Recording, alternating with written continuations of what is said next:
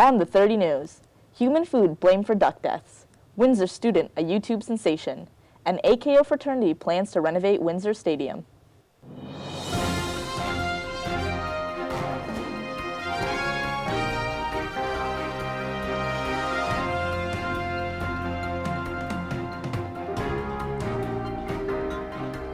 Hi, you're watching the 30 News and I'm Ashna Dayal. Thanks for tuning in today.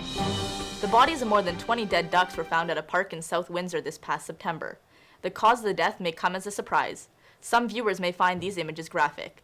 Meg Roberts has the story. When the ducks were found dead here at Captain John Wilson Park, the city of Windsor couldn't figure out what happened. Parks officials sent one of them to the University of Guelph to be analyzed. It turns out the cause of death was starvation. Ojibwe naturalist Tom Prenny thinks he knows what happened. We are in an appropriate habitat for ducks, so there shouldn't be a reason why these ducks are dying of starvation, because there's, an ample food supply for them. But what it turns out is that these ducks are being fed basically junk food to them. Junk food, like bread and other human food, that fills the stomach but provides no nutritional value. Local resident Evelyn Petitbon says she has witnessed people dumping food garbage. Every morning when they go to bring the children at the school, they dump food. It's a nightmare. And as you can see, the city, they are very concerned about that. They put a sign all over, don't feed the bird. They put the food under the sign. It's just natural for them to find their own food, so we shouldn't be feeding. And I think people try to help, but remember, we always kill things with kindness.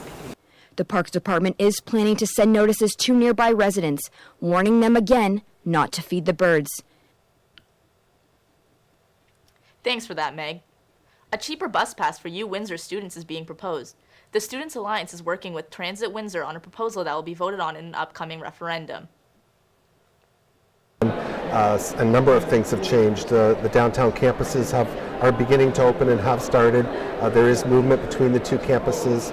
And as well, we look back at the 2012 referendum and we recognize that one of the big issues was the opt-out clause. So when they came to us, we knew it was one of the things that we needed to address. Transit is an option.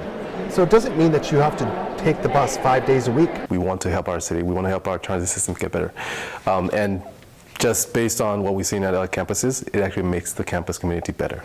So I think this is very important for students. Getting feedback from them too. They seem very receptive. President Alan Wilderman has once again addressed the university community in his annual State of the University address. Many of you feel like you are leaping. In 2016, we are leaping in many ways. Among the challenges Wilderman noted is declining enrollment in the liberal arts, as well as what he referred to as Windsor's reputation about its reputation. He spoke to the 30's Taylor Campbell in an exclusive interview after his speech. If you take our campus and the amount of student services we have, the library, all those things, you can go to every university in this country and find some people who will say, it's horrible here. To watch the entire interview, visit our website, the30.ca. You may be aware that the primary elections to this fall's presidential vote are underway. After all, who could miss Donald Trump in the headlines? The 30 spoke to University of Windsor political science professor Dr. Stephen Brooks to get his thoughts on the primary system and Trump himself. It's still very unpredictable, and for people who like the horse race side of politics, it's still very exciting. This is a process that's really a marathon, and a lot of folks who are supporters of the primary system say, well, what it does is it weeds out the weak. And at the end of the day, the last man or woman standing is the strong. You have to go through all sorts of debates, all sorts of media interviews. It's physically taxing. You have to be able to raise a lot of money. It's not for the weak of heart, and you obviously need commitment in order to win. So still early days. The primary process can produce surprising results. Hillary Clinton knows this. She was surprised back in 2008. As late as the New Hampshire primary and after, there were still folks, most folks, including me, believed that Hillary Clinton was still going to win the Democratic nomination Obviously, it didn't happen. So we've seen surprises before, and we could see surprises again. Predictions that Donald Trump would be history by now have proven to be incorrect. His strength is as strong, at least nationally, as it's been at any point. And I think it's easy to dismiss him as a sort of unserious jokester, candidate, sort of media creation, and someone who's masterful at garnering free publicity. I mean, he's had to spend very little of his own money to this point because he's had all this free media publicity. But I mean, he represents something important in American politics, aside from the frustration and the anger, which most people point to. There's a long-standing populist streak in American politics on the right and on the left, and he taps into that vein of populism. Perhaps even better than one of his rivals, Ted Cruz, who also taps into it with his Tea Party support, but is a strong social conservative.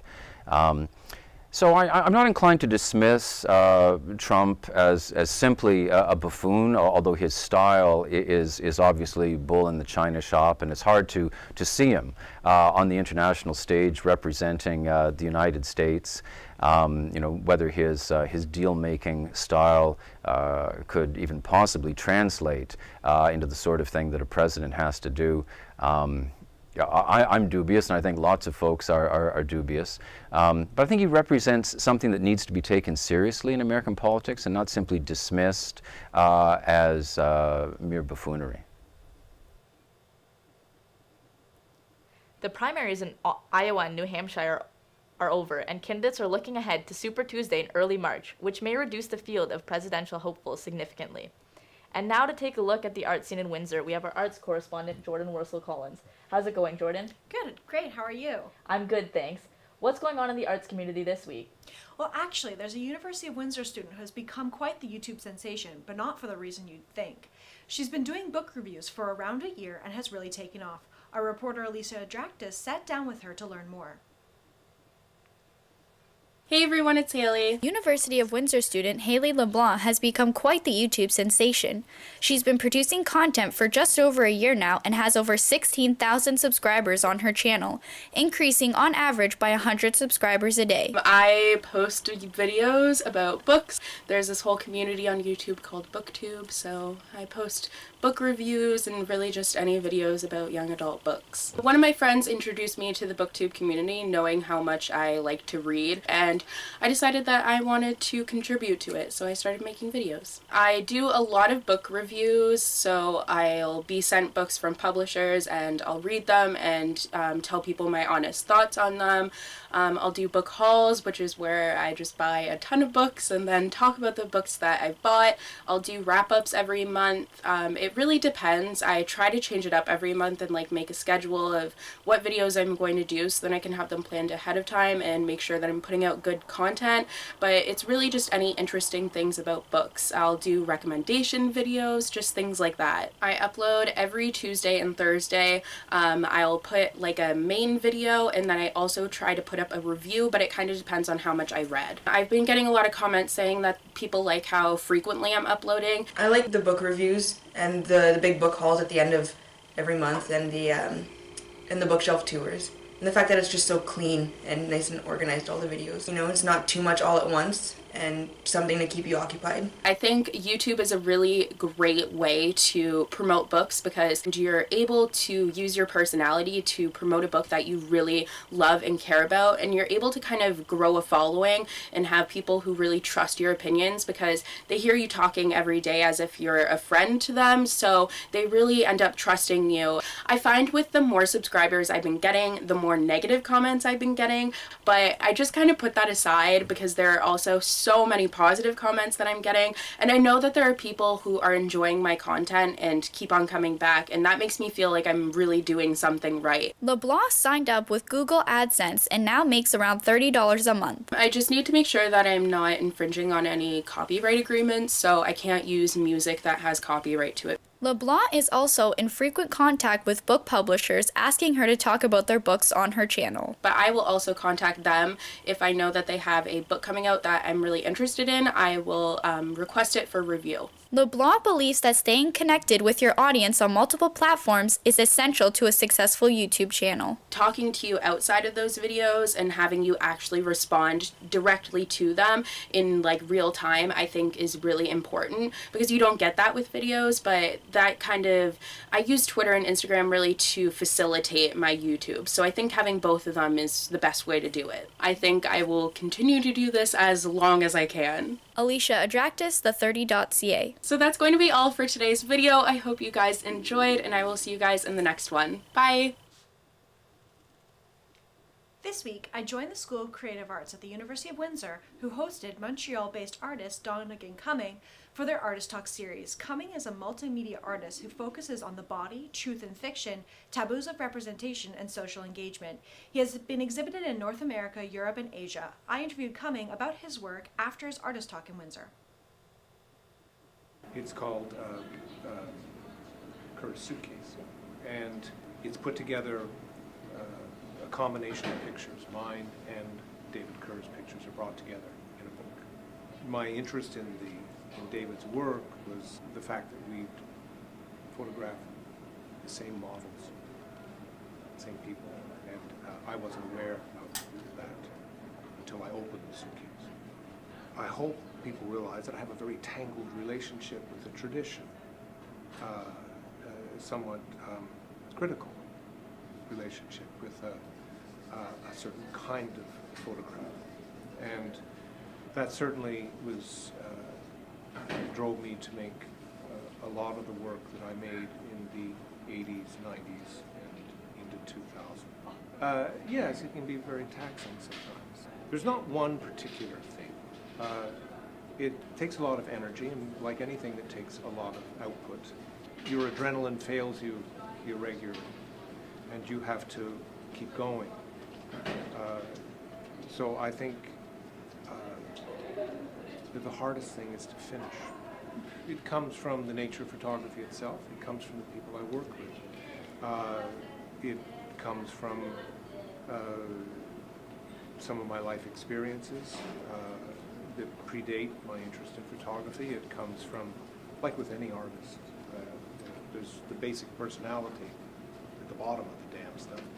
And it comes from certain subjects that I've retained an interest in, not as a practitioner anyway. I mean, I've always been inspired by certain kinds of anthropology and certain kinds of ethnography. There are lots of arts events happening in the next 2 weeks. The Windsor Symphony Orchestra has you covered for your Valentine's Day plans with a fiery Latin music performance on February 13th and 14th. The Riverfront Theatre Company will take us back in time with a stage production of Jane Austen's classic novel Pride and Prejudice. Performances run February 19th to February 21st. If that doesn't fill your theatre fix, the University Players premiere their production of Dancing at Lughnasadh on February 26th. The play will run at Hatch Studio Theatre until March 13th. Nearly 1 year after obtaining full operations rights to Windsor Stadium, the AKO fraternity has revealed its plans to renovate the historic field and surrounding area. Nick Krepp has more. The Alpha Chi Omega fraternity showed off their plans to renovate Windsor Stadium and the surrounding Jackson Park area at the 2016 Gridiron Gala. Citizens and elected officials mingled with former NFL and CFL players Brett Romberg, OJ Atogwe, and Ed Fillion, and current NFL players Luke Wilson and Tyrone Crawford, all who grew up playing football at Windsor Stadium. You know, I can't speak for any other sport, but everybody remembers their high school football team, and a lot of the games that I played were at Windsor Stadium, so I got a lot of fond memories there. The first stage of the renovation, which includes new stands, a new turf field, and a redesigned entrance, is estimated to cost around $3 million. With help from outside investors, along with the funds raised from the gala, AKO is confident that they will not need to request any financial support from the city. It's been a long 3 years, and to see some fruit from our labors, all our hard work, we're starting to see things move a little bit. It is quite rewarding. I'm sure the naysayers will say whatever, but again, there's a lot of guys in this room who, if they would have listened to the naysayers, wouldn't be in the room. So especially with the group of guys here, not just the football guys, but everybody else around it. We'll figure out a way to get it done. We want to be able to have lots of games. We want to be able to highlight the center of Windsor, which is Jackson Park. We want to be able to have a jewel right in the middle of the core, and have these kids come and play and practice and enjoy the field. And it's not just football; it's soccer, it's rugby, it's field lacrosse, as well as cultural groups and stuff like that. We want to throw concerts. We want to have a venue that we can be proud of. We want to have a venue that everybody in the city can make it a destination place. The entire renovations, which includes practice fields, renewal of the theater area, and the use of solar and water renewal systems, is estimated to cost about $10 million. There has yet to be a timeline announced for the total project. University of Windsor students are shining a light on poverty in the city. Taylor Campbell has more. And then now they're having to answer for these facts. That's what you've got to do. For the fourth year in a row, Marty Gervais' second-year digital journalism students are making a documentary. The topic this year is poverty in Windsor. Gervais says that with Windsor's high unemployment rate, poverty can be found anywhere in the city. It's kind of ground zero for the poor in this country. 1 in 6 people are living in poverty. So my decision was that I'd like my students to look at this situation, find out how bad is bad. Gervais says that projects like this give students practical experience and a finished product to be proud of. I'd like students to work on things that matter. I think the stories that Windsor can tell are important, and I think I'd like to make a statement. Gabrielle Rohit is one of the students who have already begun conducting interviews at food banks and shelters in the city. During the weeks we have a few assignments that we have to complete, and then every assignment goes towards making the documentary. I definitely want more people to be aware of the amount of poverty in Windsor. I want to bring a lot of light to that because there are a lot of people who don't know.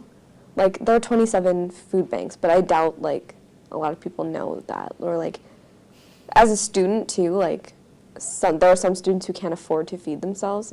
But the end result should be an objective, honest portrayal of the situation in Windsor. Are we providing simply a Band-Aid solution to the situation of the poor, or are we trying to really fix it? And maybe another question, can we actually fix it? Students will be out with camera gear around the city to hear stories of Windsor's poverty. Their documentary will premiere in April. Taylor Campbell, The 30 News. Thanks for joining us on The 30 News today. Have a productive and enjoyable reading week, and we'll see you next time we're back.